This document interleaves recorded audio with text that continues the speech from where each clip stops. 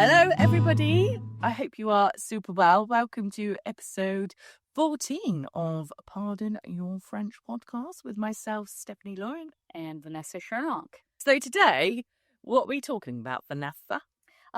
Well, we thought we might talk a little bit about destination weddings.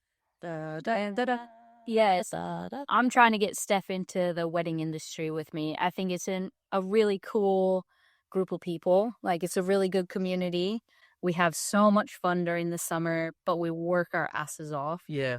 Yeah, it's really cool. And the wedding industry in France is incredible because French weddings are crazy too. Yeah. I know we don't do them very often because destination weddings are kind of a different thing. Yeah. But yeah, I mean, even French people from the north or cities and stuff want to come down here and have destination weddings. You know, the Dordogne, the department, is the land of 1,001 chateaux. And so that's like where all the gentry from Paris, you know, used to have their summer homes and stuff. And so we have a lot of those chateaux that got destroyed during the French Revolution, basically because they destroyed anything that was owned by the royal state, have now been purchased by expats. Yeah. And they're renovating them. And one of the best uses for these places is to turn them into wedding and event venues and stuff. Yeah. So you get in like a taste of what it would have been like to be in the court of Louis XIV and stuff like that. And it's really cool. You know, and there's different ages and eras of chateau as well. Like, I've done some in like Gothic medieval chateaus, and you do some that are like fairy tale chateau, and it's really cool. Yeah. I think I love Auberterre because the monolith church, like, you get this like monk medieval historic vibe, and then when you're in Auberterre Square, you've got like the traditional French shabby chic sort of vibe, and then when you go to Longuevaux, it's like a more contemporary modern sort of style. And I love those different elements, but they all blend together. But yeah, I guess, I mean, I'm not romantic, you know this. I've never dreamed of getting married at all, but I love people that are into weddings. I love people that love love. Yeah. It's just not for me personally, but I love it. I buy into it, you know. So when I see people creating their weddings and stuff, I'm like, it's very exciting, and I'm really happy. So I mean, I've never planned a wedding, but how long? So if you wanted to get married in France, do you have to get married in England legally first? To then, so you're not actually getting married in France, you're just having the ceremony. So it looks like you're legit getting married. Yeah. So you can't legally get married in France unless you've lived here for 4 months. Oh, I didn't know that. So you have to be a resident to legally get married here, and the paperwork involved is quite extensive. I mean, we do real church weddings sometimes. So the Monolith Church in Auberterre is a monument. It's a national monument. It's not a real church anymore. Right. It's not a Catholic church. But the other church in Auberterre, the Catholic church, you can get married in that if you're Catholic. But there's, you know, you have to get approval from the diocese in your home country. You have to get approval from the diocese in France. Then you have to get like a bilingual priest. And you have to do all the same processes that you would do if you were Catholic. So you do your like premarital counseling, and you have to have like a real church mass service. And it is really cool when the weddings that I've done, because those people, they're dedicated to that faith in their life and stuff. Fantastic. If you just want to come and have a party and get your friends to prove how much they love you by going to a different country to party with you, that's the way to go. There's many, many, many places that you can do. The Monolith Church is unique in that unless you live in Auberterre, the way to get married in the Monolith is to go through Marry Me in France. They got the exclusive contract then. The exclusive agreement. And okay. So you'd need to contact Marry Me in France. Yeah. And you would be allocated a a wedding planner? No, so you basically you go through like preliminary discussion to try and figure out who, where, when, all these things. So like the Monolith Church is just for the 30-minute ceremony, and we only have access to it between 12 and 2 because that's when they shut for lunch. So it's a special exception Okay. because it's open as a tourist destination. I believe that they also in July and August they don't shut at lunch, so you can't have a wedding and then That's why Lionel's are. So bear that. I mean, generally, they're lower season anyway because it's summer holidays.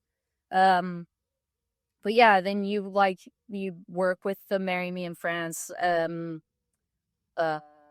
sales group, and they would help get to know you, get to know your budget and kind of what you're looking for, and then they would contact one of the planners who works independently from France, Right. and see if you're available, and then you'd meet with them, and then they'd see if you have if the vibe is right. Some planners like kind of stick around certain venues, so I tend to not travel very far.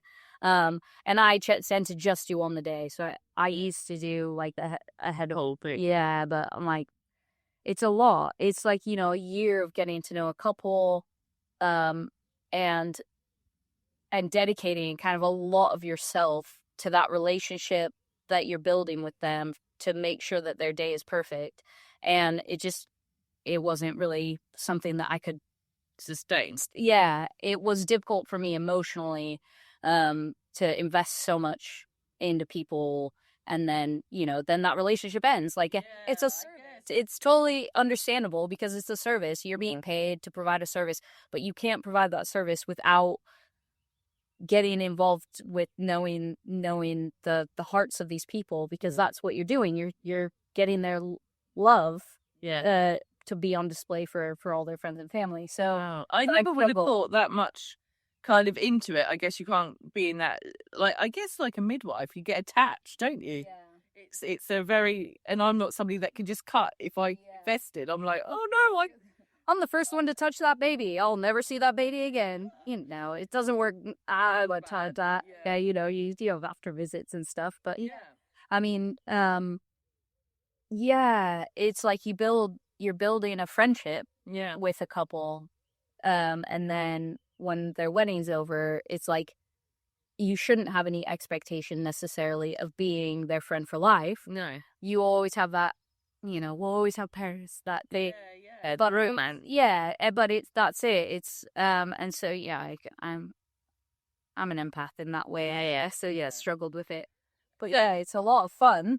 Yeah. Anyway, you get to party a lot. So how many weddings on average do you do a year? I do now between like 10 and 15. So it just kind of depends. And what's the busiest months, I guess? Ooh. Well, it's changing actually. Wow. I mean, maybe because of the heat as well.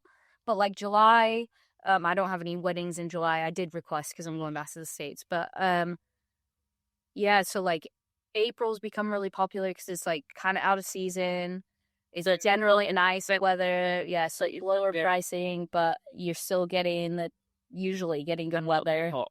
Yeah, not so hot, but then it can also be cold, rainy. Yeah, so you get like a lot more September. October is becoming more popular as well. So it's very seasonal. Yeah, it's a long season. You get two. So say somebody's watching this and going, "Oh my God, I can't wait to get married in France." How long we welcome you. How long do you have to plan to be able to get it booked? Is it like 2-3 years in advance? Most couples, it's like a year, but some couples are like way ahead of the game and they'll do 2 or 3. But like it generally is a longer process, and it's just because like, say you get engaged right now, nobody can plan a wedding right now because we're all executing weddings from this year.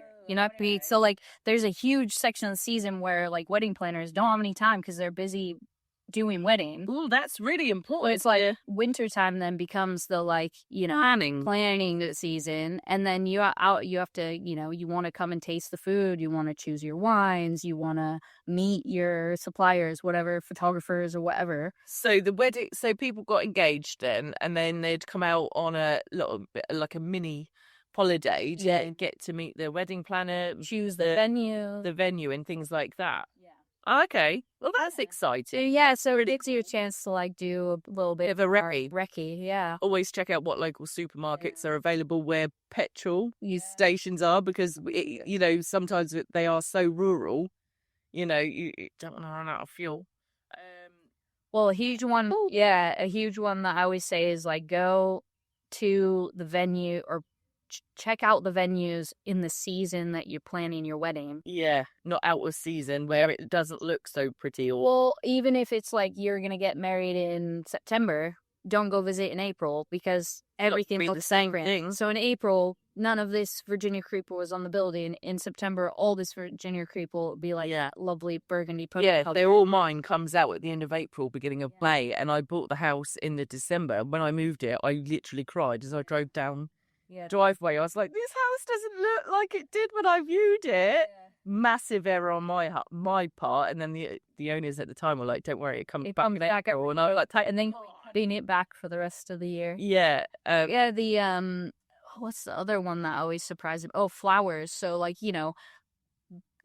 brides a lot of times get their heart set on a certain floral arrangements. Like, no, flowers are seasonal too. It's like you can't magic up peonies in September. I'm really sorry. Yeah.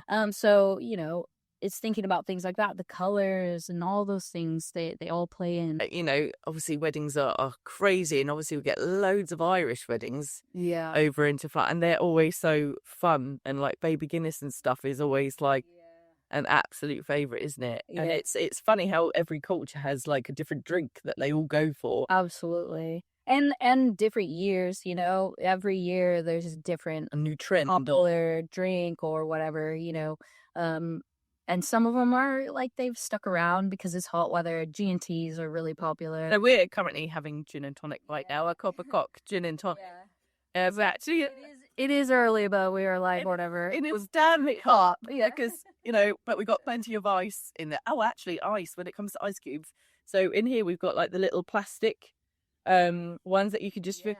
So if you can bring those across from wherever you're traveling... Like, bring your enormous suitcase full of ice cubes. Ice, just honestly, just a constant flow of those, I think, is a really good thing. But yeah, we've got a Copper Cock gin and tonic because why not? Yeah, we love it. I mean, it's great as well because like a lot of the venues are chateaus, right? And they are equipped to be wedding venues to the extent that like they've got running water and cooking facilities and things like that. But then sometimes they are pretty bare bones as far as what's available. We were joking about the dry toilet in your village commune. I mean, but some venues, it's like you've got 150 people, you've got 3 toilets. That's all you need. But you're like, really? Is that all you need for different standards for different people as well? Because I guess Americans are so used to like comfort, excess, luxury, and then come here and go, say what now? Yeah. We had guests once that the parents wouldn't get out of their car because the couple's parents would not get out of their car because they're from the US, they're older, and they just sat in the car with the air conditioning on all day. They wouldn't get out because they're so uncomfortable. And it's like we get it. Like, we live here, we sleep like you don't let any skin touch any other skin. And on Saturday night I got home from the wedding and jumped straight into my swimming pool at 10 o'clock at night, and I do that pretty much every Saturday night that I have a wedding because it's just the only way to cool down quickly, but other than jumping in a cold shower. Easing yourself into the pool and just easing. I just go. Do you? Oh no! See, oh no, that's it's so bad for your body to go from like extremely hot to extremely cold. I don't care. It feels amazing. I do have. I still have dreaming about it all day. That thought of just getting into that pool, even in the car on the way home, and you're like 10 minutes away. That 10 minutes feels like an hour and a half. away because you just know how good it's going to feel. And then once you've cooled down at that on that evening and you're just slid under a fan, it's not too horrendous then. I had a really hot wedding on Saturday. For those of you who check out our social media, yeah, it was like 37 degrees all day, and we were outside all day because, you know, people think a destination wedding means you have to be outside in the sunshine. And so the backup plan is often not very good for a hot day. It's like people think, oh, it's nice, I want to eat outside. But really, it's like, no, you're going to die. It's so They're hot. thinking it's more May temperatures. Yeah, like we would think like springtime, like if it's 22 degrees, it can still be really hot to do a whole day outside. Yeah. But it's lovely. Whereas as soon as it gets above 25, it's like, you know, especially people coming from the UK and Ireland, it's like you're just having like a lobster cookout. Everyone's turning as red as possible, so it can be a little bit you know, interesting. Yeah, to like work that dynamic a lot of times is tricky because you don't want to like dash some bride's dream of having her like amazing rustic French outdoor wedding with all the parasols and the lights and all that, but like the practicalities of it Okay, to her. so let's dive into the Instagram versus reality sort of destination weddings. So for anyone wishing to get married in France, because obviously you deal with it every year, you can give some amazing hints and tips to people, whether you're a bride, a groom, or a guest. Yeah. Especially if you've got you know, elderly people visiting as well to be part of the wedding party, or kids. Yeah. There's lots of extra things that you need to pack or precautions that you need to take to make sure you are safe and healthy, but also having fun. Yeah. And not stressing, because weddings are meant to be fun, right? Yeah, I mean, everyone always, and everyone, but people tend to have a really amazing time, and I can't tell you the number of times that guests have come to us and said, "This is the best wedding I've ever attended," because that's what it's about. It's about making sure that your guests enjoy their time, and if it's really hot, they don't. If it's really cold, they don't. If it's, you know what I mean. If it feels like a long day, it's not. You're not doing something right. You're doing something wrong. You know what I mean? And so, yeah. I mean, obviously, we always say sunscreen, and now with like the regulations on flights and things like that, it's like people go, "Ooh, I'm not going to bring any liquids. I'll just get them when I get there." And destination weddings like this, you don't know where you're going. You're in the middle of nowhere. How are you going to get to a store? What supermarkets are available? So you would say research, if you're coming as a guest or something, just research the area that where you're staying, what supermarkets there are, because obviously just because you're in a wedding here, a lot of people are on holiday here, so things like sunscreen, you know, do sell out. Yeah, you know, somewhere. Yeah, but I'm going to find some, and I'm like, how is it? Oh, they know sunscreen. Like, yeah, those don't wear sunscreen. And like the ice situation. I learned year one. Yeah, or refrigerated drinks. So one thing that Simon like could never get his head around was that you can't buy refrigerated drinks here. Yeah, like if you go to buy a pack of beer, you can't drink them right away. You have to wait for them to then get cold.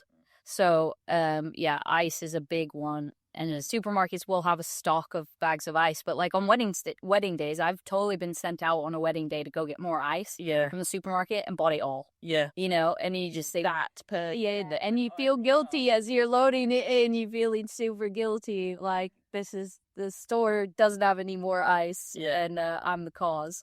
But yeah, like it's different, you know, like from the US, every supermarket has like a massive freezer full of bags of ice at the front of the store, especially in summertime. Even like gas stations have it.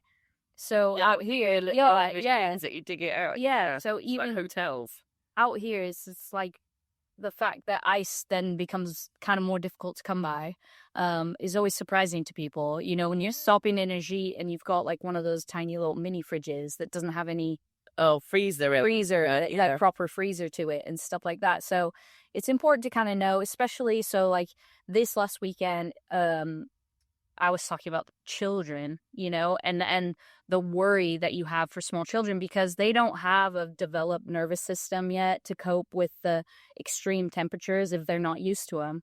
And so, like, the couple this weekend that I worked with, they had actually rented an air conditioning unit just for the building that the kids were going to be in. And the kids were inside all day, well, most of the day and stuff like that. But that is a huge worry as a parent.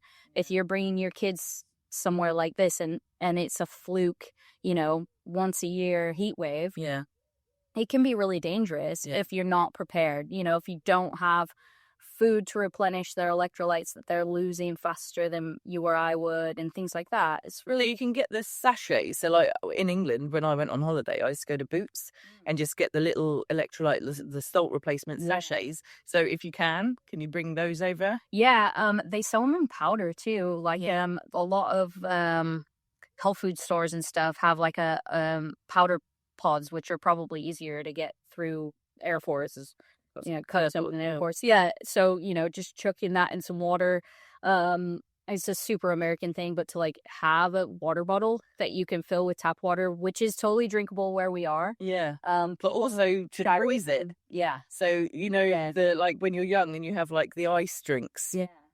Carter's started having those recently, so I just put a little bit of fruit juice in and just freeze it so we can drink it. So throughout the day, Carter's going on a school trip on Thursday to Arcachon, to the sand dunes and stuff, and I'm like, oh my god, how do I make sure he's got enough to eat, stuff that's not going to go off or warm, and stay hydrated throughout the day because they're not allowed to take monies. No, especially kids who might be picky eaters.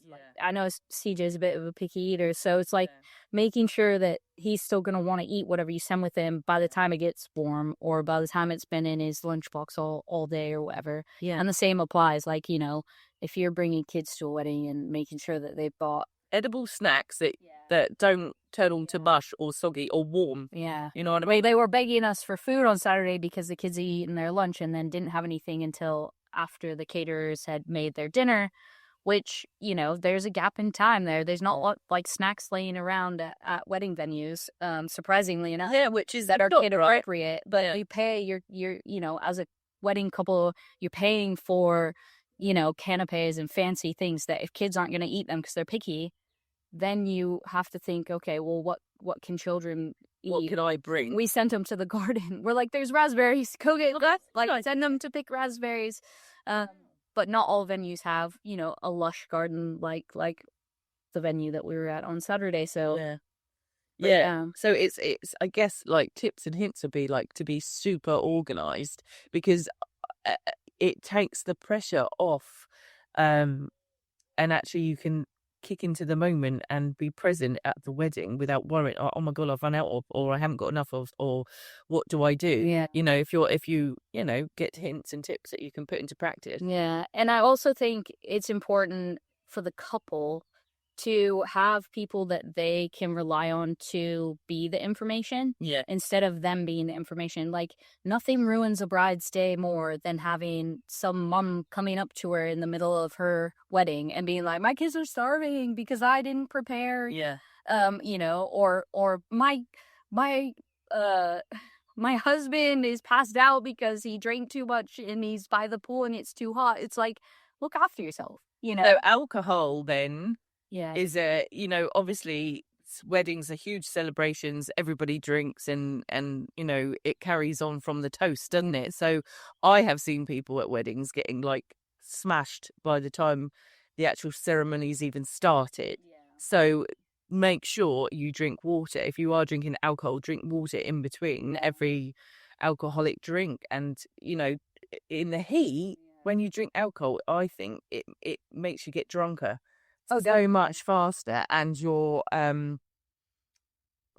what would you say? Like, your inhibitions obviously are lowered, and there are swimming pools in these big chateaus and fancy places where people come here to get married, and your safety is paramount. And obviously a venue makes sure that people can't get in and out and sex, but I've seen people climbing fences and, all sorts happens at Well, weddings. on a hot day as well, it's like, people just figure like there's nowhere else to get cool. That's one thing. We've had couples that are from the US that have air conditioning, in the US when it gets hot. You can always go somewhere with the AC. There's no air conditioning out here. It's such a rare thing to be somewhere where there's air conditioning units. I mean, the staff, everyone is dripping in sweat. It's not a comfortable experience, really. But I always feel horrendous for the men. Yeah. And in Is the it 3 feet the suit. tie or the, And so, like, even when I meet couples, a lot of times we talk about, the women tend to be better off because dresses are flowy and, you can show a little skin. But guys will be in long sleeve shirts, vests. It's a lot. So maybe think about what you're actually going to wear. Yeah. I mean, maybe have an outfit for photos and things like that and try and get your photos done before the actual carnage starts. Yeah. So you're all smart and you're really happy with your photos, but then you can take off your jacket, maybe have a spare set of clothes with you so you can change into those for comfort. Yeah. You've got to think. Yeah, I mean, same with shoes. A long day. Like shoes. Oh God, shoes. Kill me at weddings because all the venues out here have gravel. Yeah. Because that's the look people are going for. That rustic chateau look is like the massive gravelled courtyards and things like that. And so we say block heels or wedges for women. Yeah. And maybe a pair of trainers that they could hide under their dress. Flip-flops or whatever. But the guys usually, they get by in that way, but they're struggling with their suits. And the women are always like losing their shoes left, right, and center. It was cracking me up on Saturday because obviously it's 37 degrees outside. All the staff are all dressed head to toe in black. Because that's what we wear for weddings and stuff. I wasn't. I was like, I can't do that. I'll die. I did have a black dress in the car, but I didn't change into. And everyone is like dying from the heat, and all the staff are running around like crazy. And obviously, we're uncomfortable. We're in the sun all day long and stuff like that. And the dedication of all the staff involved in the weddings out here is incredible, and I'm always so grateful as a planner when I'm there. Yeah. The caterers, you got to imagine like it's 37 degrees outside, plus ovens, You've got to love what you do and to love weddings and people to be in that game because it is intense, hard work. It is. Yeah, I mean, I think for the idea of a French destination wedding is, they're very fancy, aren't they? And they are stunning. I mean, all the wedding locations I've ever seen or been to, I'm like, wow. And like when you say difference between like Instagram weddings and weddings here, it's like, no, that's kind of the look. What we're trying to do Yeah. is provide that look because that's what people want now. Yeah, they so, pay for. Yeah, brides and grooms like that, they will bring us photos Their idea from Instagram or from Pinterest and oftentimes we get requests for things based on the fact that they've seen it at that venue in a previous wedding. Inspiration. Oh, that's cool. Instagram or on TikTok or whatever. So I remember was it the Indian wedding at Longevo? Yeah. And somebody wanted to ride in on it. They wanted to ride an elephant. It wasn't it? And it was like, where do you think we were going to get an elephant in France? We're like, we can decorate a tractor. Did they end up using the tractor? Yeah, the bride was. No, it wasn't a horse. The bride and groom came down on a tractor, like a fancy, as their elephant thing. Yeah. Yeah, and they used the little 3-wheel Vespa thing that Philippe drives around, as well as like it was all decorated, wasn't it? Yeah, it just looked amazing. It was so colourful and so different. Yeah. I thought it was a really, and I remember one wedding they had this band. Oh my God, I was out the back and I heard this music start and I was like, where's that coming from? So I ran into the bar and I was like, oh my days, this like... Are you not talking about Pandas?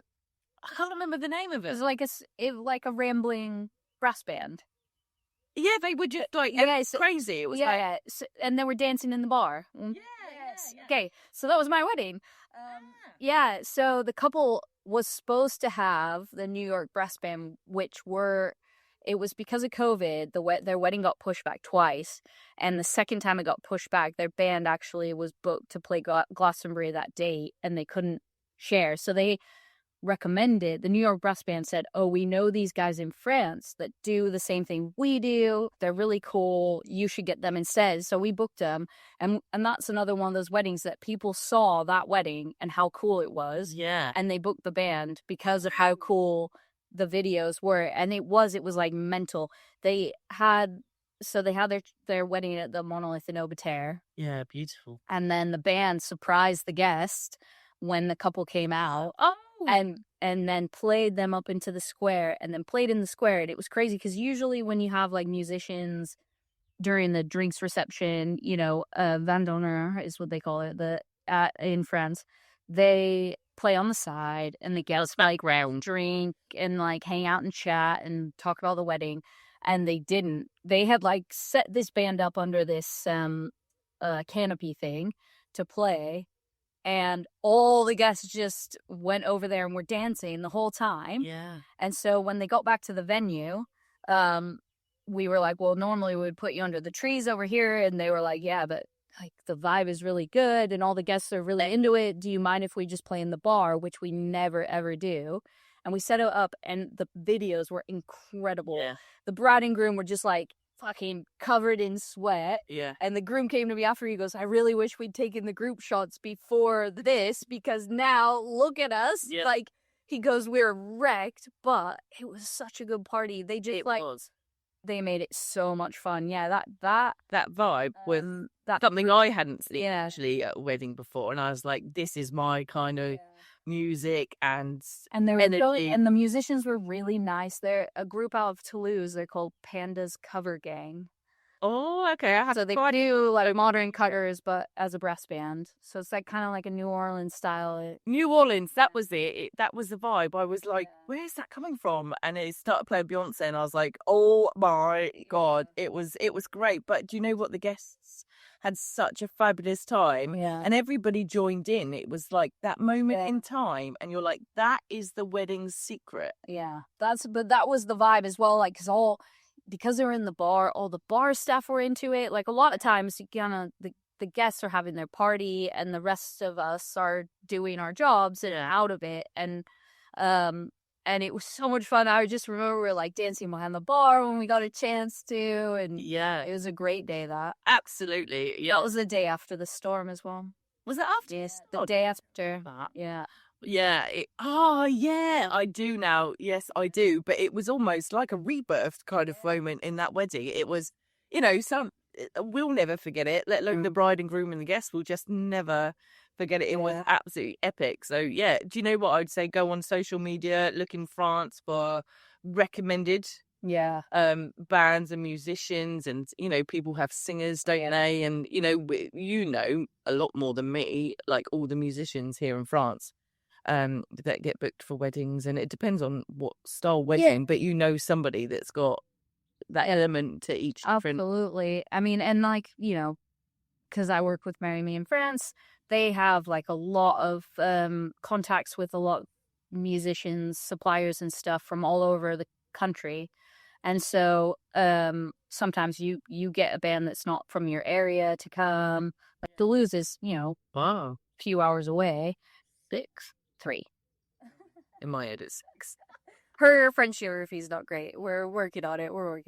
Yeah, that's true. But yeah, it's a funny thing to think, you go from, it's not a big change to go from the UK and having been to weddings in the UK to going to France, but there's like just little things, tips and tricks that like really make your experience more pleasant. Yeah. And I think that's what you want to get across in this episode, how it can help you have a really pleasant experience. If you are getting married, or congratulations, you've got engaged and you're thinking of a destination wedding, just let us know and we can give you a bit more of an insight, I guess. Yeah. All of it is achievable in France.